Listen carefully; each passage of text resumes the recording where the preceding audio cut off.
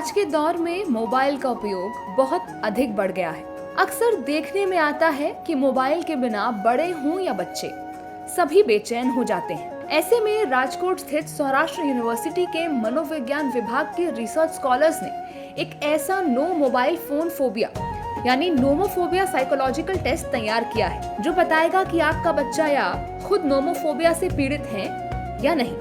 નોમોફોબિયા એટલે કે નો mobile phone phobia નામની એક મનોમાપન કસોટીનો રચના કરી છે અને એ કસોટી દ્વારા યુવાનોમાં નોમોફોબિયાનું પ્રમાણ કેટલું છે તેનું માપન થઈ શકે છે। अगर कोई मोबाइल की बैटरी खत्म होने, नेटवर्क कमजोर होने और फोन छीनने पर बेचैन हो जाता है तो ये नोमोफोबिया के लक्षण हो सकते हैं। इस टेस्ट के जरिए इन लक्षणों का आसानी से पता लगाया जा सकता है।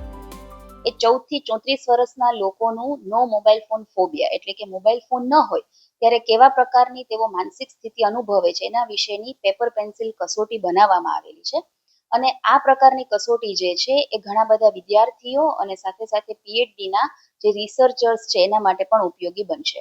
ખાસ કરીને નોમોફોબિયા એટલે કે વ્યક્તિને મોબાઈલ ફોન ન હોય તો ત્યારે કેવી બેચેની અનુભવાય એનાથી બચવા માટે ઘણા બધા મનોવૈજ્ઞાનિક ઉપાયો હોય છે।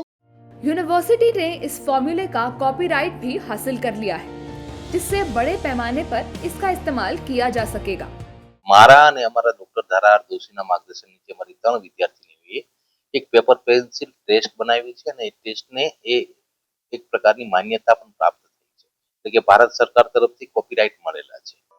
इस टेस्ट के जरिए न केवल नोमोफोबिया डिसऑर्डर से पीड़ित लोगों की पहचान और काउंसलिंग की जा सकेगी बल्कि उन्हें मोबाइल की लत से छुटकारा दिलाने में भी मदद मिलेगी।